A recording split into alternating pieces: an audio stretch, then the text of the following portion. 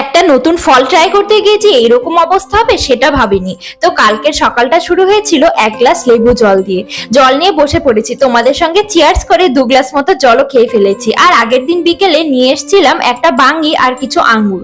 তো এই বাঙ্গি ফলটার নাম আমি অনেক শুনেছি, কিন্তু কোনো দিন খেয়ে দেখিনি। বাজারে যেহেতু এই ফলটা নেমেছে, তাই আমি একটা কিনে এনে খোসা ছাড়িয়ে পিস পিস করে নিলাম। এই ফলটা নাকি খাওয়া পেটের জন্য অনেক ভালো।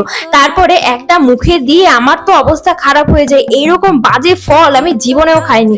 না আছে মিষ্টি, না আছে টক, একদম বিচ্ছিরি খেতে। তারপরে ভাবলাম এটা তো এমনি এমনি খাওয়া যাবে না, এটা একটা জুস বানাই। তো ফলগুলো সব মিক্সিতে দিয়ে জুস করে সেটা ছাঁকনি দিয়ে ছেঁকে নিয়েছি। এরপর সেখানে অ্যাড করেছি একটু লেবুর রস, বেশি করে চিনি আর একটু বিট লবণ। সব মিক্স করে এক ঢোক খেতে আহা, প্রাণটা জুড়িয়ে গেল। খুব ভালো হয়েছিল খেতে, তোমরাও ট্রাই করতে পারো।